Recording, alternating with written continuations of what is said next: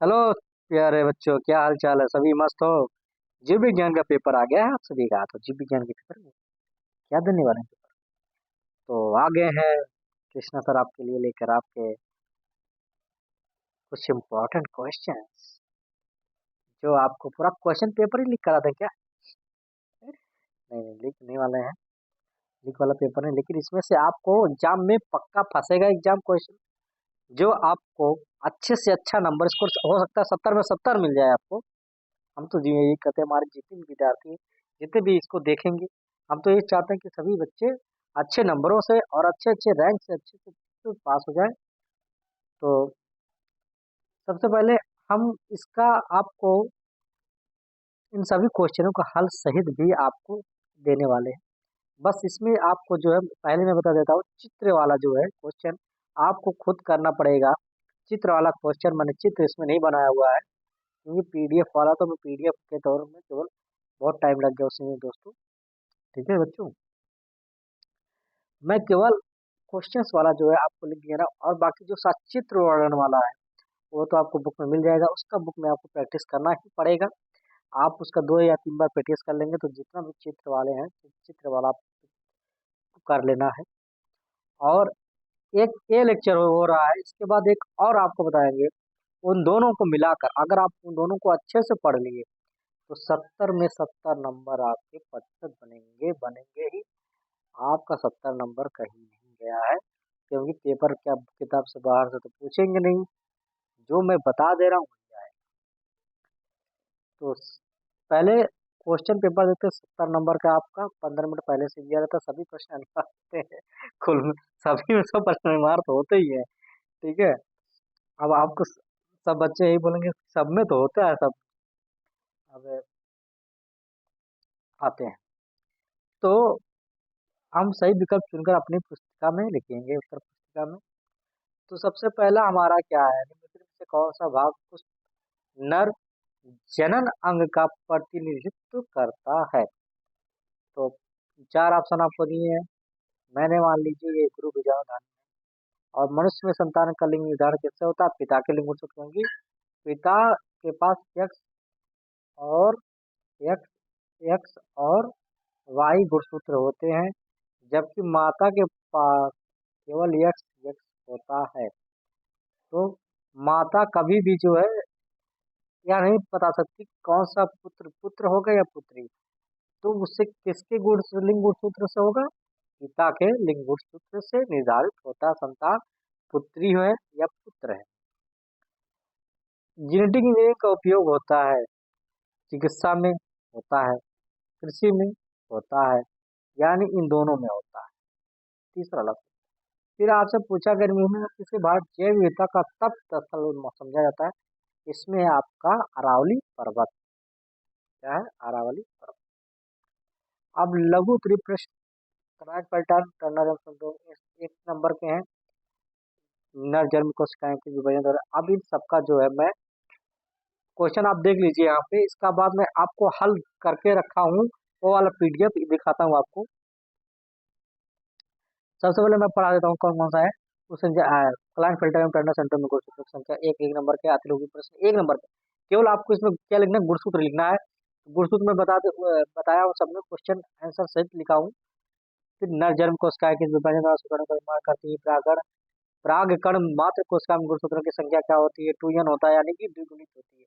उस एंजाइम का नाम भी जो डीएनए अणु को खंडों में तोड़ देता है। समष्टि में परिकलित पिरामिड किस प्रकार के होते हैं? अब आते हैं अति लघु उत्तरीय प्रश्न में, जो 2 नंबर के हैं। पंचम लिंग निर्धारण को स्पष्ट कीजिए। वासम तकनीक द्वारा प्रस्तुत डीएनए को ललित मॉडल का स्वच्छ नामांकित चित्र नहीं। अब इस चित्र वाला जो है, पहले भी बता दो, ये चित्र आपको खुद अपने बुक्स में बनाना पड़ेगा। बाकी सभी का जो है मैंने हल करके जो है बनाया रखा हुआ है। आर्किड पौधा प्रतिरक्षा, एक्सरे बंधन में बढ़न चक्र आरेखी निरूपण कीजिए। तो लघु उत्तरीय प्रश्न है। अब इसमें से आपको ये वाला जरूर पूछेगा, पूछना ही पड़ेगा उसको ये वाला। अच्छे से याद कर लीजिएगा, ये आंसर स्पष्ट कीजिए। हमारे समाज में लिखे पदार्थ का दिवस केवल महिलाओं को दिया जाता है, बताए कि यह क्यों सही नहीं है? क्योंकि लड़कियां जो हैं, मैंने आपको बताया ना, संतान संतान का जो है निर्धारण करने के पास संतान जो है केवल जो है पुरुष के गुणसूत्र द्वारा होता है, इसलिए यह गलत है। पुरुष के गुणसूत्र द्वारा, यानी कि पुरुष के पास एक्स वाई होता है और एक्स वाई होता है, और जबकि स्त्री के पास यक्स यक्स होता है। यानी कि जब आप उनको यक्स देंगे तो बेटी होगी, अगर वाई दे देंगे तो बेटा होगा। तो यानी कि किसके गुणसूत्र द्वारा होता है? पुरुष के गुणसूत्र द्वारा जो है संतान निर्धारित की जाती है कि लड़का हो गया या लड़की। तो अगर लड़की पैदा होता है तो केवल आप स्त्री को जो है उसमें दोषी नहीं बढ़ा सकते, यहाँ जो है गलत है।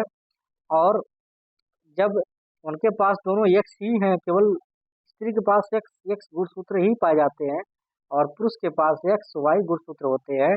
अब आप खुद ही इसमें देख लीजिए, अगर वह एक्स एक्स गुणसूत्र हुआ तो क्या होगा? लड़की होगी।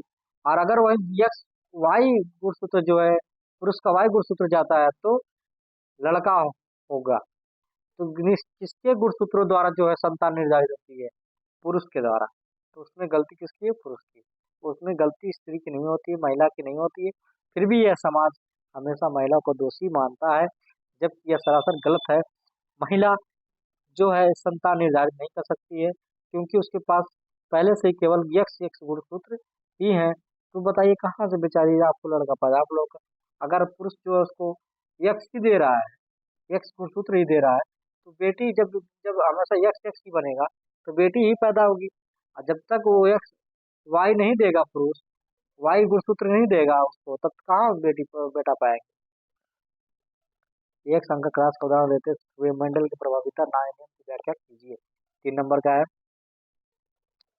तो अब मैं यहाँ पे जैसे कि अब इसका भी उत्तर है, आपको मैं लिख के दिया हूँ। डीएनए कुंडली की कौन से विस्तार ने वास्तव को डीएनए प्राकृतिक के समय को कल्पित करने में सहयोग किया, इसकी व्याख्या कीजिए। 3 नंबर का है। मलेरिया परजीवी के जीवन चक्र का स्वच्छ नामांकित बनिए। 3 नंबर का है। अब यहाँ पे आप देख लीजिए, जैव जीव विज्ञान के अध्ययन के संक्रामक रोगों को नियंत्रित करने में किस प्रकार की हमारी सहायता की है। 3 नंबर 3 नंबर 3 नंबर हटना है। फिर टिप्पणी लिखने के लिए आ गया आपका 1.5 1.5 नंबर है। 3 नंबर का है, दोनों 1.5 1.5 नंबर के हैं। दो दो तीन तीन लाइन लिखना, आपको 1.5 1.5 नंबर मिल जाएगा। जय प्रदीप की के क्षेत्र में उपयोग 3 नंबर का है। परजीवी जंतु से आप क्या समझते हैं? ये भी 3 नंबर का है। निम्नलिखित अंतर स्पष्ट कीजिए, उत्पादन एवं विघटन, परजीविता या संभोजिता। तो दोनों का जो अंतर स्पष्ट आपको याद करना है। दीर्घ उत्तरी प्रश्न, मनुष्य के नर जनन तंत्र का चित्र वर्णन कीजिए। इसमें शुक्राणु कहाँ? इसमें शुक्राणु जो है विषुण के बाहर जो होते हैं, उदर के बाहर होते हैं। ठीक है, इसका तो मैं उत्तर दे दिया हूँ। बाकी आपको जो चित्र वाला है, आपको चित्र अपने बुक में देख के बनाना पड़ेगा। बुक में देख के लीजिएगा और उसका रिवीजन कर लीजिए, आपको आ जाएगा। आनुवंशिक गुण क्या है, इसकी विशेषता क्या है, जैव विकास कैसे कहते हैं, इनका भी जो है मैंने आपको दे दिया है। केवल सचित्र वर्णन आपको नहीं मिलेगा, बाकी इन सभी का। और 5 5 के नंबर वाला देख लीजिएगा। इस दोनों में से एक तो कंफर्म आपको एग्जाम में देखने को मिलेगा ही मिलेगा। अनुवांशिक कोड क्या है, ये भी मिलेगा। तो नया मॉडल के पेपर में बहुत ज़्यादा हार्ड नहीं आएगा, इससे ही आएगा। तो मैं दुआ करता हूँ कि आप लोगों को जो मैं बताया हूँ सब वही सब आएगा। ये समझ लीजिए, ये इसमें से क्वेश्चन आपको फंसना ही फंसना है, कहीं नहीं जो गया आपका क्वेश्चन। ठीक है, तो अब आ गए हैं अपने हम लोग जो जो पेपर हमने सॉल्व किया है उसमें आ गए हैं। अब उसमें हम देखेंगे कि हमारा पेपर कौन सा सॉल्व है। तो आ गए हैं। मैंने आप सबको बताया, निम्नलिखित में से कौन सा भाग पुष्प न जनन का विवरण प्रस्तुत करता है। गुरु विज्ञान। उसके बाद निर्धारण कहाँ से? मनुष्य में संतान की का लिंग निर्धारण कर होता है, पिता के लिंग गुणसूत्र से होता है। जेनेटिक इंजीनियरिंग का उपयोग होता है चिकित्सा और कृषि दोनों में। और जो है जैव विविधता की कहाँ पाया जाती है? अरावली पर्वत पर। क्लाइन फेल्टर एवं टर्नर सिंड्रोम में गुणसूत्रों की संख्या कितनी होती है? क्लाइन फेल्टर में सिंड्रोम की संख्या जो 47 गुणसूत्र होते हैं, जबकि टर्नर सिंड्रोम में केवल 45 गुणसूत्र होते हैं। नर जर्म कोशिकाएं किस विभाजन द्वारा शुक्राणुओं का निर्माण करती हैं? समसूत्री विभाजन से। परागकण मात्र कोशिका में गुणसूत्रों की संख्या होती है द्विगुणित, यानी कि 2n द्विगुणित होती है। उस एंजाइम का नाम लिखिए जो डीएनए अणु को खंडों में तोड़ देता है। तो डी ऑक्सी राइबोन्यूक्लिज और नाम है जो डीएनए को खंडों में तोड़ देता है। समष्टि में परिक्लिप पैरामीटर किसे कहते हैं? मतलब सब कैसे होते हैं, किस प्रकार होते हैं, तो सभी सीधे ही होते हैं। अब आते हैं लघु उत्तरीय प्रश्न, जिसमें आपको दो दो नंबर का मिलने वाला है क्वेश्चन। पंछियों में लिंग निर्धारण को स्पष्ट कीजिए। 2 नंबर का, पंछियों के लिंग निर्धारण सेक्स क्रोमोसोम विरासत से होता है, यानी कि जेड जेड होता है, उसमें क्या होता है, जेड जेड होता है, और जबकि वही मादा में जेड डब्ल्यू होता है। अब इन एक दोनों सेक्स गुणसूत्र पर किए गए जिन भ्रूण के जीवन के दौरान यौन भेदभाव को नियंत्रित करते हैं, वृष्ण का निर्माण करते हैं। पुरुषों में, यानी पुरुष जो जो पंछी पुरुष होते हैं उनमें जेड जेड, और मादा में अंडाशय जेड डब्ल्यू पाया जाता है। वारसा तथा क्रिक द्वारा प्रस्तुत डीएनए के द्विकुंडलित मॉडल का स्वच्छ नामांकित चित्र बनाइए। तो मैंने आपको पहले ही बोला था, या आपको करना पड़ेगा, या आप खुद कीजिए, खुद करना है इसको, ठीक है। आपको इसका चित्र बनाना है, चित्र बनाने के इतने समय नहीं हमारे पास। प्रतिरक्षा क्या है? प्रतिरक्षा इम्यूनिटी शरीर से बाहर किसी भी पदार्थ या रोगाणु के शरीर में, यानी प्रतिरक्षा अगर हमारी बाहर किसी भी बाहर से हमें रोग लगता है, बाहर किसी भी दवा संक्रमण का रोग मिलता है, जो हमारे अंदर इम्यूनिटी होती है वो हमारे हमको क्या करती है, उन विषाणुओं से हमको प्रतिरक्षा जो दिलाती है उसी को हम क्या कहते हैं, इम्यूनिटी कहते हैं, यानी कि प्रतिरक्षा लड़ने की जो शक्ति देती है उसी को क्या कहते हैं, अच्छा। तो यहाँ पे हमने परिभाषा किस लिखी है, शरीर से बाहर किसी भी पदार्थ या रोगाणु के शरीर में प्रवेश को पहचानने तथा प्रतिक्रिया स्वरूप शरीर के कोशिकाओं और कोशिकाओं को प्रेरण कर उस बाह्य पदार्थ रोगाणु से मुक्ति दिलाने की क्षमता प्रतिरक्षा कहलाती है। अब आते हैं, आखिर पौधा आम के पेड़ की शाखा पर उग रहा है। आक्रीड और आम के पेड़ के बीच प्रक्रिया को आप कैसे स्पष्ट करेंगे?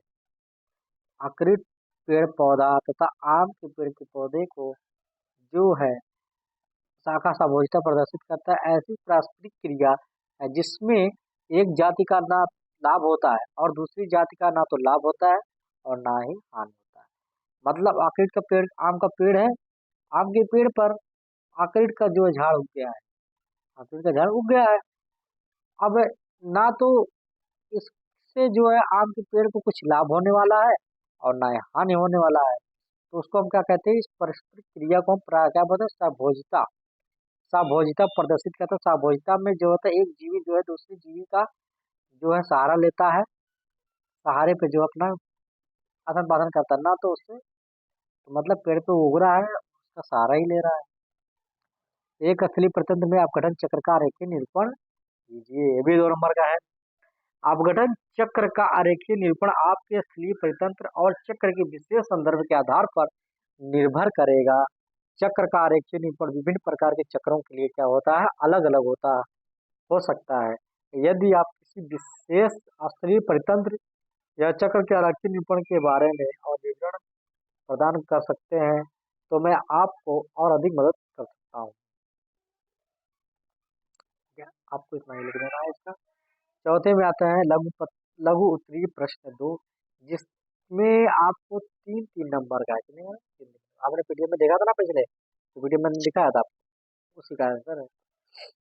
अब यह प्राकोस, इसमें आपको अंतर लिखना है। तो अंतर मैंने कुछ इस प्रकार इसमें दे दिया है, जो है ये पहला आपका है जो है लघु बीजाणुधानी का, लघु बीजाणु या प्राकोष की प्रागधानी या लघु बीजाणुधानी में होता है। यह आपका जो पहला है लघु बीजाणुधानी का, और दूसरा जो है यह गुरु बीजाणुधानी का है, या बीजांड या गुरु बीजाणुधानी में होता है।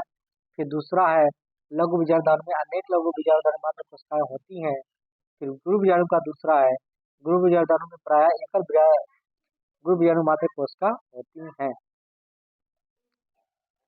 लघु बीजाणु में क्या है, अनेक होती हैं कोशिकाएं, और गुरु बीजाणु धानी में एक ही गुरु बीजाणु मात्र कोशिका होती है। लघु बीजाणु मात्र कोशिका से 4 लघु बीजाणु बन सकते हैं जो चतुष्क में व्यवस्थित होते हैं, और उसी प्रकार गुरु बीजाणु मात्र कोशिका से बने 4 गुरु बीजाणु प्राय रैखिक चतुष्क में व्यवस्थित रहते हैं। और चारों जैसे लघु बीजाणु के चारों जो है लघु बीजाणु क्या होते हैं, सक्रिय होते हैं, जबकि आपके जो गुरु बीजाणु सक्रिय है, केवल एक ही ग्रुप जो है सक्रिय होता है, क्योंकि एक ही बनता ही है उसमें। ठीक है, तो आप ये निम्न ये हो गया अंतर स्पष्ट करना। अब एक संकर क्रॉस का उदाहरण लेते हुए मंडल के प्रभाविता नियम की व्याख्या कीजिए। उत्तर, एक ही लक्षण के लिए विपर्यासी पौधे के मध्य संस्करण एक संकर क्रॉस कहलाता है। जैसे मटर के लंबे टी और वह बड़े टी पौधे के मध्य कराया गया है, उसी प्रकार क्रॉस का नियम आपको पता है, टेबल होता है मंडल का नियम है, जिसमें T T small T capital small T. तो इस तरीके से आपको जो है क्रॉस वाला नियम जो है आपके पास एक होगा, तो पूरा याद करके आपको टेबल बना देंगे यहाँ पे। टेबल क्या बनाने, टेबल ऐसे आपको टी और टी। अब स्मॉल टी टी हो गया तो टी टी हो गया, स्मॉल टी टी टी हो गया, फिर टी टी हो गया, फिर कैपिटल टी स्मॉल टी हो गया। आपको ऐसे ही बनाना। डीएनए कुंडलिनी की कौन सी विशेषता ने वाटसन कृत को डीएनए प्रतिकृति के सेमी कंजर्वेटिव रूप को कल्पित करने में सहयोग किया, इसकी व्याख्या कीजिए। वाटसन व क्रिक ने डीएनए की द्विकुंडलीय मॉडल दिया था। ठीक है, इस मॉडल की मुख्य विशेषता पॉलीन्यूक्लियोटाइड श्रृंखलाओं के बीच युग्म का होना था। पॉलीन्यूक्लियोटाइड श्रृंखलाओं में क्षार युग्म की एक ऐसी विशेषता थी जिसने वाटसन व क्रिक को डीएनए प्रतिकृति के सेमी कंजर्वेटिव रूप को कल्पित करने में सहयोग किया था। ये आपका व्याख्या। अब ये आपको भड़का रहा है आपका 3 नंबर इतने मिल गए आपको, इतने में ज्यादा बड़ा सोचने की जरूरत नहीं है। इतना बड़ा असर क्वेश्चन दिया, आप आंसर हम इतने छोटे कैसे लिखते नहीं। आपको आंसर दिया गया, अगर आप चाहते हैं तो और बड़े भी लिख सकते हैं, और बड़ा बना के लिख सकते हैं, लेकिन ये जो है आपको एक हिंदी का स्वरूप दिया गया है, हिंदी में जो है अब इतने बड़े में आप ले दिए, आपको नंबर मिल जाएगा। मलेरिया परजीवी के जीवन चक्र का स्वच्छ एवं निमांकित चित्र बनाइए। मैंने पहले ही बताया था, चित्र वाला जो है मैं कोई भी काम नहीं करूंगा, चित्र वाला सब आपको ही बनाना पड़ेगा। जैविक के अध्ययन ने संक्रामक रोगों को नियंत्रित करने में किस प्रकार हमारी सहायता की।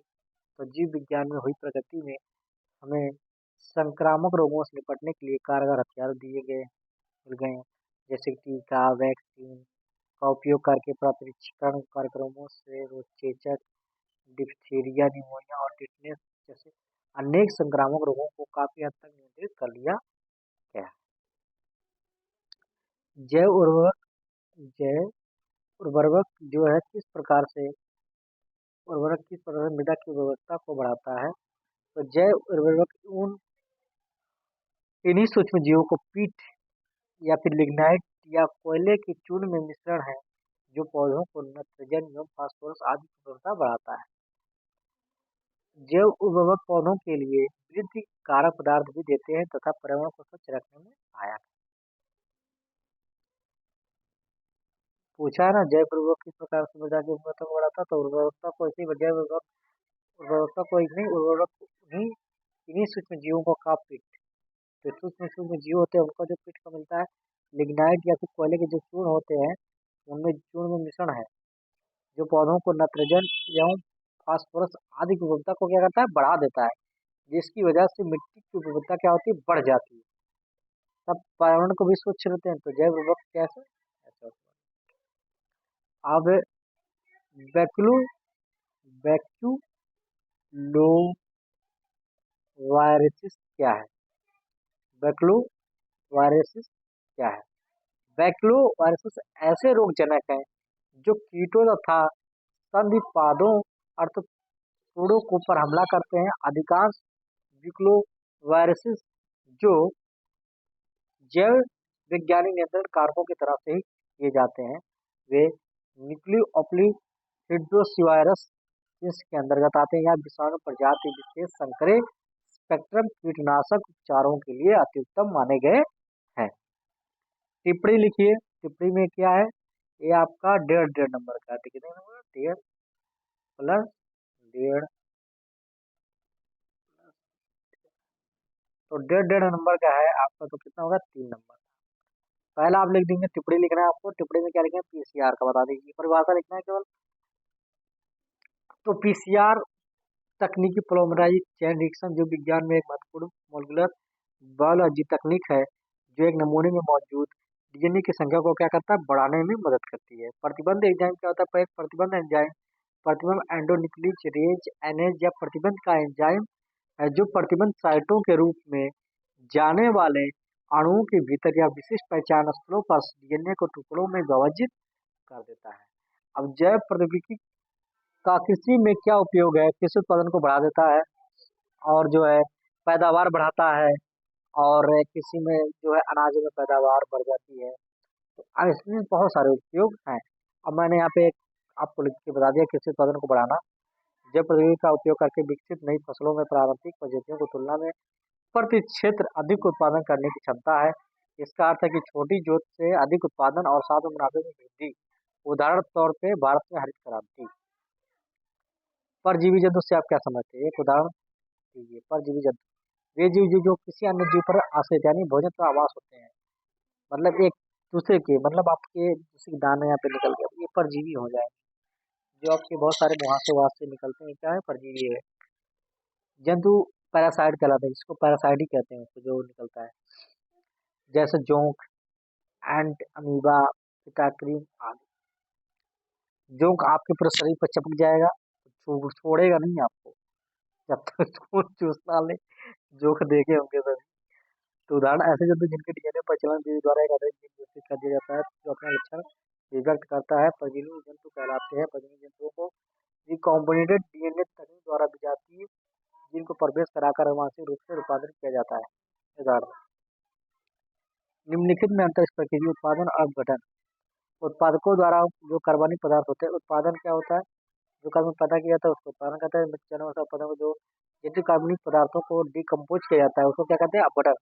जो गल जाते हैं कार्बनिक मच्छी का क्या कहते हैं, पानी, कार्बन डाइऑक्साइड के ऐसा नहीं तत्व में विघटित करना अपघटन। प्राथमिक उत्पादन के लिए सूर्य के प्रकाश की आवश्यकता होती है, लेकिन अपघटन के लिए सूर्य के प्रकाश की आवश्यकता नहीं होती है। उत्पादनों की प्रकाश संश्लेषण क्षमता पर निर्भर करती है, जबकि डिकम्पोजर की सहायता से होता है। परजीविता और सार्वभौमिकता, इसको आप देख लीजिएगा उत्तर में।